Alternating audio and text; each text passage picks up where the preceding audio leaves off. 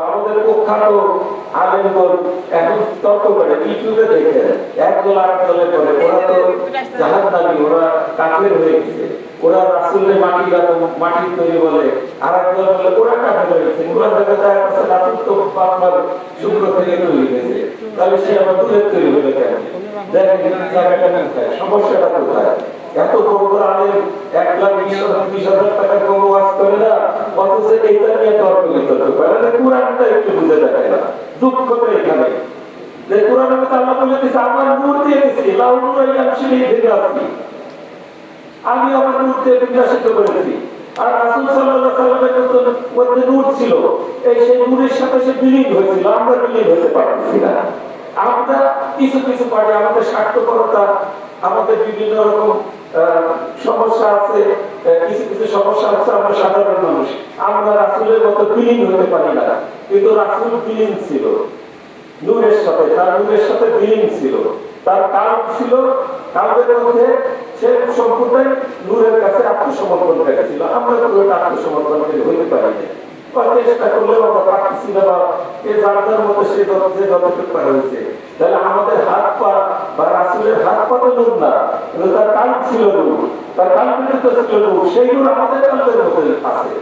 আমরা যদি কথা শুনছি না যে খুদার নূরে নবী, নবীর নূরে মানুষ পয়দা, কিন্তু এখানে কোরআনের মধ্যে আল্লাহ বলে দিয়েছে যে লাহু নূরান ইয়ামশি বিল আরদি, আমি নূর দ্বারা এবং নবী বিকশিত করেছি। সেই নূর কি? নূর রূপে হলো বিবেক। সেই নূর আলোকিত, আলোর পথ দেখায় কে? সত্যের পথ দেখায় কে? ন্যায়ের পথ দেখায় কে? বিবেক। তার স্বরূপ প্রকৃতি অর্থাৎ কার্যকালীন রূপ হলো বিবেক। এরা আল্লাহ বিভিন্ন নামে কোরআনের মধ্যে ব্যাখ্যা করছে, বর্ণনা করছে, কিন্তু তার কার্যকালীন রূপ হলো একটাই, বিবেক। যারা লেখাপড়া জানে না, কোরআন পড়তে জানে না, তাদের জন্য সহজ, বিবেক সবার সাথে কথা বলে।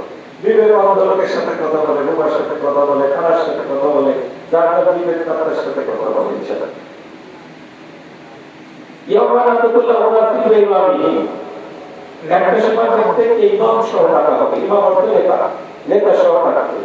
এখন আমরা কোন নেতার সাথে আছি? নেতা তো দুইজন। তো আমার আলোচনা থেকে এই বিবেক আমাদের নেতা মাস্টি হতেই হবে, বিবেকের নেতা মানতে হবে, বিবেকের নেতৃত্বে চলতে হবে, এর কোনো বিকল্প নাই। আমার আলোচনার পরে আরো আসবে ইনশাআল্লাহ বিবেকের। তাহলে এখানে আমার আলোচনা থেকে আসলো বিবেক হলো নূর, আল্লাহর নূর, বিবেক বিজান। এই বিজানের আয়াতটা আমি বাদ ফেলে দিছি। আল্লাহ তার তৌফিক মিজান, আল্লাহ মিজান স্থাপন করতে কি করার জন্য? ইনসাফ করার জন্য। এখন আমরা বলি দাঁড়িপাল্লা, এখন দাঁড়িপাল্লারও পরিচালক আছে, দাঁড়িপাল্লা পরিচালনা করে কি? দাঁড়িপাল্লা কি কিছু পরিচালিত হইতে পারে না, সে ক্ষমতাটা নয়। দাঁড়িপাল্লা পরিচালনা করবে কে? বিবেক করবে। আমি একটা উদাহরণ একটু সহজ করবেন। ধরেন আমি সরিষার তেল বিক্রি করবো, সরিষার তেল কিনে নিয়ে আসছি, বিক্রি করবো 200 টাকা লিটার। এখন এই লিটারের মাপের জন্য দাঁড়িপাল্লা বাদ দিলাম, লিটার আধুনিক মাপের জন্য লিটার। কিন্তু এর মধ্যে যদি আমি পাম অয়েল মিশাই দিই, সস্তা পাম অয়েল মিশাই দিই 500 মিলিগ্রাম, আর 500 যদি দেই সরিষার তেল মিশাই যদি বিক্রি করি, এটা কি দাঁড়িপাল্লায় মাপতে পারবে? দাঁড়িপাল্লায় মাপতে পারবে না। এটা মাপতে কে? বিবেক মাপবে। এই মিজান হলো বিবেক।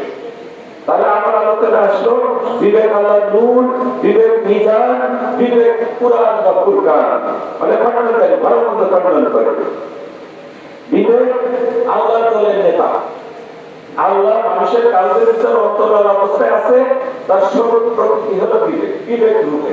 সে আল্লাহ তো মহাশক্তিধর, সে তো যা বলে তাই হবে, কিন্তু মানুষের সাথে হুকুম দিয়া বাধ্য করে মানুষকে পথে চলায় না, তার পথে চলায় না। সে হলো ওই স্বরূপ হলো বিবেক, ওই রূপে আছে যে খালি বলে দেবে যে এটা বাধ্য করবে না। তখন এই বাধ্য করতে যদি তারা আল্লাহর রূপে থাকতো, আল্লাহর রূপে না থাকে বিবেক রূপে আছে, কাউকে বাধ্য করে না। কারণ দেখা যাওয়ার সময় আমি চুরি করতে যাবো, একজনের কাছে কিছু পয়সা চুরি করতে যাবো, আমার মনে হয় কিছুটা তো তোমার না, এটা খাওয়া তোমার ঠিক না। বিবেক বলবে আমি মানবো না, চলে যাবো, চুরি করবো। আল্লাহ বাধ্য করবে না, ঠেকাবে না। আল্লাহ আল্লাহ হিসেবে থাকলে ঠেকাইতো, কিন্তু এখানে আছে কি বিবেক কেন আছে? মানুষের ইচ্ছা স্বাধীনতা দিতে। আর আমাদের এই ইচ্ছা স্বাধীনতা নিয়ে আমাদের সমস্ত সমস্যা। আল্লাহ তাআলা পৃথিবীর সমস্ত পৃথিবীর 850 কোটি মানুষ, এখন সমস্ত 850 কোটি মানুষ আছে পৃথিবীতে। এই মানুষকে এই যে 1,500 ধর্ম আছে পৃথিবীতে, 1,500-এর মতো ধর্ম আছে।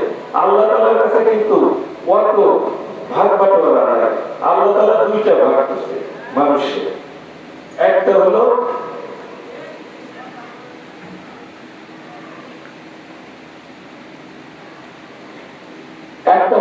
ইবলিসের দল, ইবলিসের অনুসারী।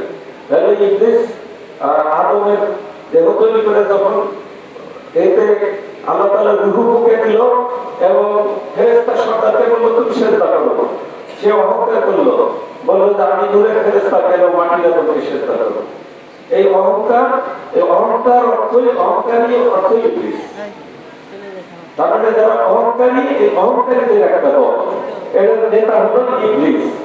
আর বিনয়ী ভদ্র লোকের একটা দল, আত্মসমর্পণকারীদের একটা দল, সেটা হলো, সেই দলের নেতা হলো বিবেক। এই আল্লাহ দুইটা ভাগে ভাগ করেছে। দুই নেতার নেতৃত্বে মানুষ চলে। হয় ওই যে লাল শাকের ফানেক থাকে, শূন্যের উপর ফানেক ভাসে দিয়ে, মানে ফানেক কন্ট্রোলে আসে, কখনো বাসায় আসে নিয়ে ফানেক ছিটে চলে যায়, আর নিয়ন্ত্রণে থাকে না। যে সেরকম আমাদের অবস্থা আর কি। তো ইবলিস যখন অহংকার করলো, তো ইবলিস অহংকারী দলের নেতা হয়ে গেল এবং তার ভক্ত অনুসারী দ্বারা তারা অহংকারী থাকবে। ইবলিসের অনুসারীদের কর্ম হবে হিংসাহীনতা, অহংকার, প্রতিহিংসা, আত্মগোলামি, আত্মবাহাদুরি, যা আমাদের পরিচালক মহোদয় কিছুক্ষণ আগে আলোচনা করছেন। আত্মগোলামি, চুরি, ডাকাতি, খুন খারাপি, রাহাজানি, হত্যা, ষড়যন্ত্র, লুণ্ঠন, অপহরণ, ধর্ষণ সহ যত রকম নিষিদ্ধ কাজ আছে, এর নেতৃত্ব দেয় বিবেক। আমাদের কাজের মধ্যে থাকে ওই আল্লাহ সময় দিয়ে দিচ্ছে। আল্লাহ কিন্তু ইবলিস আল্লাহর কাছে বলছিল তুমি দূর হয়ে যাও, কিন্তু ইবলিস নত হয়ে আল্লাহর কাছে সময় প্রার্থনা করছিল যে কিয়ামত পর্যন্ত সময় দাও। তখন আল্লাহ তাআলা এই কিয়ামত পর্যন্ত সময় দিল যে ঠিক আছে তোমাকে সময় মঞ্জুর করা হচ্ছে। তখন সে বললো যে আমি তোমার বান্দা, রন্ধে রন্ধে ঘুরে তোমার বান্দা অধিকাংশ বান্দাকে আমার পথে নিয়ে যাবো। তখন আল্লাহ চিন্তা করলো, দেখলো যে একটা সমস্যা, এই সমস্যার উপর ভিত্তি করে দেখেন ওর দল ভারী হয়ে যাবে। ওর দল কিন্তু আল্লাহ বলছে অধিকাংশ লোককে নেবো। তখন আল্লাহ বলছিল আমার যে বান্দা তাকে তুমি পারবে না, তাকে তুমি পারবে না। আর বিবেকের দলের কর্ম হবে বিনয়, ভদ্রতা, নম্রতা, ন্যায় পরায়ণতা, সদাচরণ, ন্যায় বিচার এবং সত্যনিষ্ঠতা ও ন্যায় পরায়ণতার সাথে সমস্ত বৈধ পেশায় থাকতে হবে, প্রত্যেকের পেশা থাকতে হবে। যেমন আমাদের নবী রাসূলগণের কিন্তু পেশা ছিল। যেমন আমাদের আদি পিতা হযরত আদম আলাইহিস সালামের পেশা ছিল কৃষি, হযরত ইদ্রিস আলাইহিস সালামের পেশা ছিল দর্জি, আমাদের শ্রেষ্ঠ নবী হযরত মুহাম্মদ সাল্লাল্লাহু আলাইহি সাল্লামের পেশা ছিল ব্যবসা। উনি ছোটবেলা থেকে ব্যবসা বাণিজ্যিক কাফেলার সাথে ব্যবসা বাণিজ্যের সাথে জড়িত ছিলেন।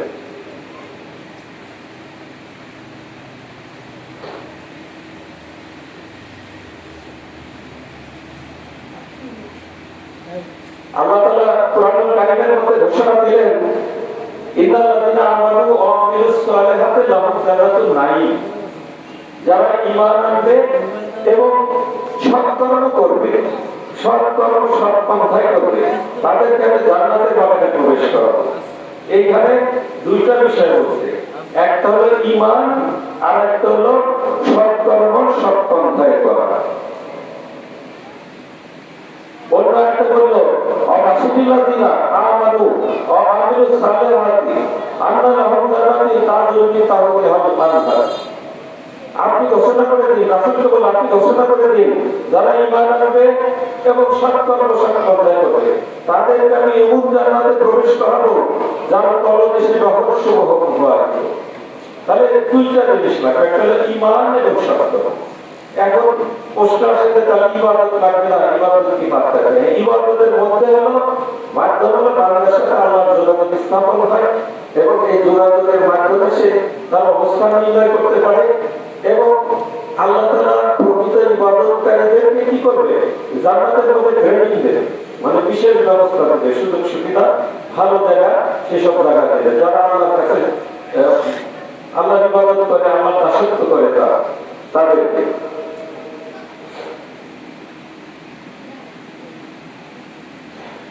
আল্লাহ বললেন আল্লাযীনা হুম আলা সালাতিহিম দাইমুন, দাইমুন সালাত, যেটা বয়াতিরা গান গায়। এই সম্পর্কে একটা হাদিস আছে। হাদিস অবশ্য আমি বলি না, হাদিস থেকে আলোচনা করি না, তো এটা মারাত্মক হাদিস। আল কালবু দাইমুন সালাত আফজালুস সালাত, সালাত আফজালু মিনাস সালাতিল ওয়াক্তি, মানে দাইমুন সালাতের উপর গুরুত্ব দিতে আল্লাহ বেশি। রাসূল সাল্লাল্লাহু আলাইহি ওয়াসাল্লাম বলেছে এতে দাইমি সালাত, দাইমুস সালাত, আল্লাযীনা হুম আলা সালাতিহিম দাইমুন, তারা তো সদা সালাতে কায়েম থাকে, মানে সালাত থেকে বিরত থাকে না, সদা কন্টিনিউ করে, কন্টিনিউ থাকে, মানে 24 ঘন্টা সালাতের মধ্যে থাকে। তার মানে কি?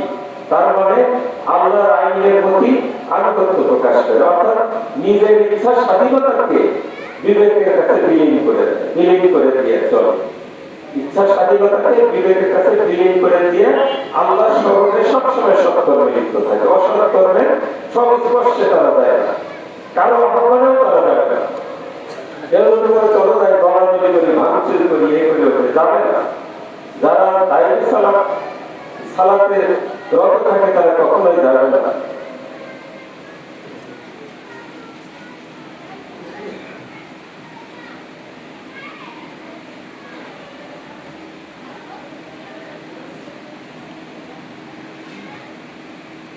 তাহলে আমাদের আলোচনা থেকে স্পষ্ট হলো যে জান্নাতের ভিতরে দুইটা বিষয় লাগবে, একটা হলো ঈমান এবং সৎকর্ম। বিবেক বর্জিত কর্ম সম্পাদনকারীরা ঈমানদার হতে পারে না।